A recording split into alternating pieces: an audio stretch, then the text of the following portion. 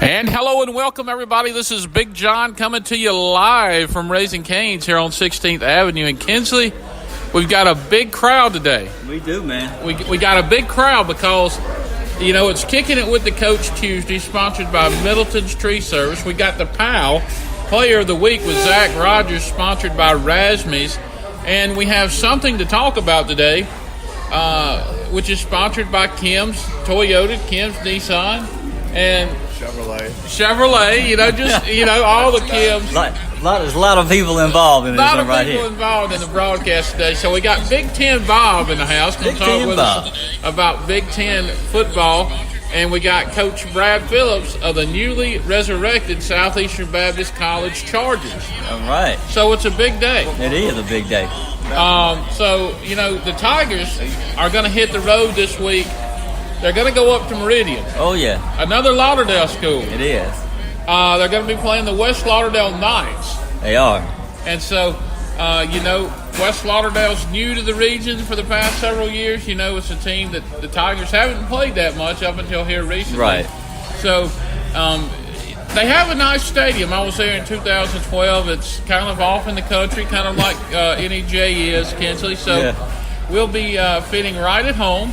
The Tigers fell this past week to Northeast Lauderdale, 27-7. But they they had a lot of fight in them, and they, produced a lot of, sacks for loss, especially Zach Rogers, our pal this week. He did a great job, had a sack for a loss, and is a two-sport player at Northeast, playing football and basketball.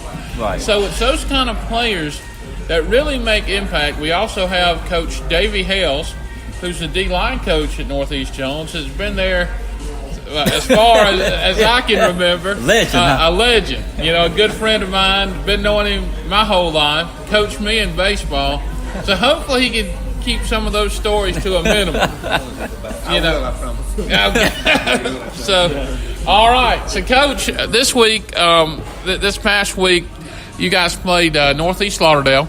And it was a tough game for you guys. There were some things that happened in the game that really, we questioned the whole game. Yeah. But talk about your team's resilience to keep on playing.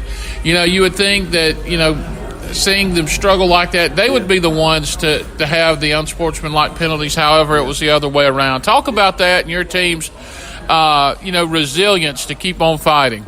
Well, number one, I'm proud of them. I'm proud of our coaches. We're going through some tough times, struggling. I've told the kids they obviously know that, but we're not a terrible football team. A lot of what we're going through has to do with other fellas. We are playing everybody on our schedules. That come 5-1, 4-2. I mean, we are playing some really good people, and they have a lot to do with it.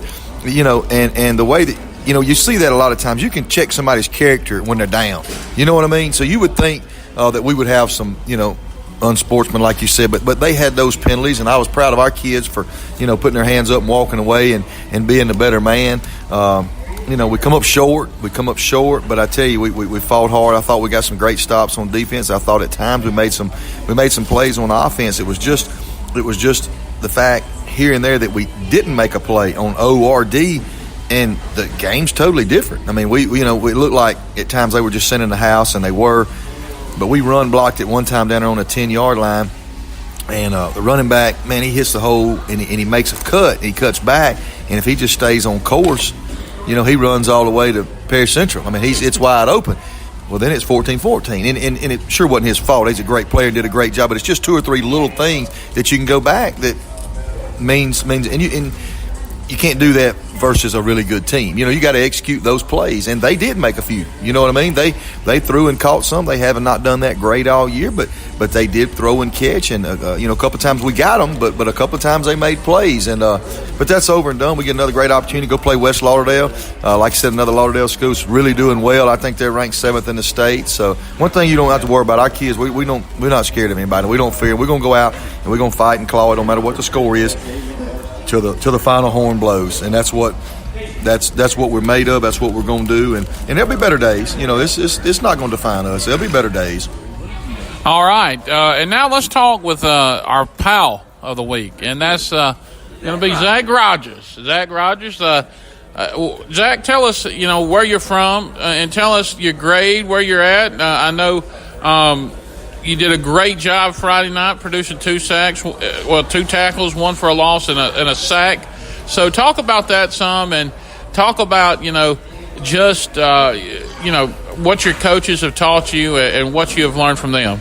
Well, I'm from Mount Olive, small community outside of Law, and I'm a junior, 11th grade. And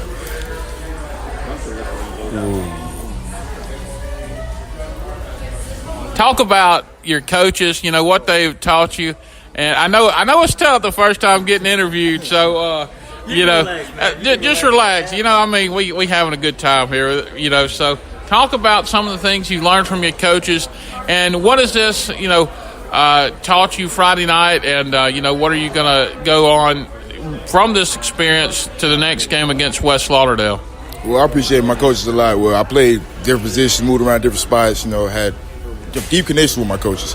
And I'm thankful, head coach Coach Braddock and Coach Hales and everybody, taught me, you ain't doing it right, 100 miles an hour, full motor, play the best of your ability. You don't have to, go out there. You don't have to be a superstar, play run fits, play correct, you should come out with a win. And have a little trouble over the week, but, we still fighting, I think.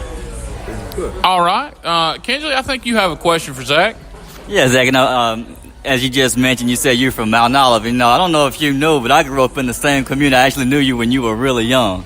And I remember, going out, with the neighborhood kids and actually seeing you as a younger kid, you would go out and play what we call backyard football with a lot of the kids in the community. So just talk about, what natural talent do you feel that you bring to the team? Me to my own horn, I feel versatile. Backyard football, you play any position. And I feel like, you build character, toughness, fight, all that. That's where it comes from. Yeah. Okay. Sure. Good stuff. All right. Coach Hales, talk about Zach. What does he bring to the table for you? And, what kind of a player is he to coach? And, tell me about that. And, your thoughts on his play and how good of a player he is to coach. Proud that he's in our group. First of all, we got a group of guys who we don't have a returning starter. Young group, but we're not feeling sorry for ourselves. We're not making excuses. We want guys who want to play fast, play consistent, and just be consistent being physical and playing fast. He's the kind of guy that not only has ability, he has coachability. In other words, he'll try to do what you coach him to do, and that's what we want our guys to do. As coaches, our job is to put these guys in position to be the best players that they can be, and he allows you to do that. And as he said, you can move him around at different spots, and he's a good technician. And again, we take that highly. We take that in high regard because you got to be disciplined to play certain positions, and that's one of those positions that you have to do in that group that he's in. But we're proud of what he's accomplished. But we feel like we still got a lot of good football left to play. And he's one of the guys who's going to help us get to where we're trying to get to. All right. Kinsley, I think you have a question. And Coach Hales, I didn't want to take this opportunity to tell you how much I admire the relationship that you have with these young men, the role that you've taken in molding them into fine young men that they should be in society. And even Coach Braddock, he's spoken highly of you. As a matter of fact, when you became a part of the team, I asked him, what are your thoughts on Coach Hales? Because, I know I played with your son, Jamie, and he was a, great young man as well. And so he speaks really highly of you, too. So I just want to commend you of the great job that you do with, working these kids, working with the kids and leading them in the right direction, giving them great advice about not only, school, but life as well, because that's something that's really needed for the young men. I just admire the way you and Coach Braddock, work together as a unit. You guys have great chemistry together, and you're really good. So I just want to commend you on both of you, really. Well, I really appreciate that. I'm around a bunch of guys who we have similar thoughts, similar values, and that's important when you look at us as a staff. We talk to our players about just being together. Well, the coaching staff has to be that way too. I've been doing this 26 years now. I've only had 2 objectives: be the best role model I can be, earn their respect. If you can do the first one, the second one will take care of itself. Because in the long run, they're more than just athletes. Right. They're people. They're somebody's son, cousin, uncle, or whatever. but we have to be good role models because this is just a stage to prepare you for what's next. There's a lot of good life lessons you can learn in football, and we make sure that we remind them of that. This is just some lessons that you can learn to help you be a better man in the community and life, because one day you're going to be a father, you're going to be on another level that's going to require you to do a lot of things that you do now, and this is just a way to prepare you for them. Exactly. All right, now let's switch to the part of the show where we talk about West Lauderdale and Coach Braddock previews West Lauderdale. So, Coach, West Lauderdale, like you said, they're ranked 7th in the state. Pretty good team. You guys go up to Meridian, so we're going to have to find somewhere to eat up there, on Friday night. Getting married on Saturday, so, a little ball game action before the big day. So, Coach, talk about this team and the West Lauderdale Knights and what they bring to the table. All right, we'll do that. You want to first talk about you getting married and you eating? Let's do that. Let's do that first. Well, we can. Big day Saturday. Maybe what's the name of that good restaurant up there? The one Weidman's, Kinsley. Downtown. That'd be my recommendation. All right. I'd ease by there, and I'd have a little pregame there. Right. Okay. And then my advice to you would be, as soon as that ball game's over, you get your rump home and you get ready. You get ready for that wedding. I'll do that. See, that's dedication right there. I'm getting married Saturday, and I'm coming watching you guys play Friday. So I expect a wedding gift to be a win this week. Okay. Be great timing. Be great timing. It would be. Okay. West Lauderdale's a good team. They're well coached. Very, very well coached team. That's got some good athletes. Very multiple on offense. They run the ball well, throw the ball. Defensively, they're always in the right spot at the right time. And they play with great effort, and that's a reason they are ranked. And it'll be another great challenge. It seemed like there's no cupcakes on the schedule, right? And they're like it ain't like Alabama. There ain't no cupcakes on that schedule. I don't know about all that, but I just know about the Tiger schedule, and it's tough. We got a lot of respect for those guys up there. They do a good job, but like I said earlier, now we're gonna go up there and compete and fight and claw. And I'll tell you this right now: if we go up there and play good, you're gonna look up in the fourth quarter and we're gonna have a shot to win, and that's the way it is every week. But we'll need to go play good. But a lot of respect for their kids and their program, and they're a good team. But there again, Mendenhall was ranked about this time last year also. So our kids are still working. We've had some, like I said, we're a young team. We're a young football team, and we've had some bumps and bruises, and we don't make excuses with a tough schedule. But our kids are fighting and clawing and coming to work every day. And I'm just thankful for guys like Davey Hale. He's a friend of mine, but he's also a great mentor. We deer hunted on the way over here for about 10 minutes, all the way from Northeast. We were putting up shooting houses, and we compare stories. But he's a great friend and a great mentor. With guys like that leading your kids, and you got kids like Zach, who is fully 100% committed to the program, all in.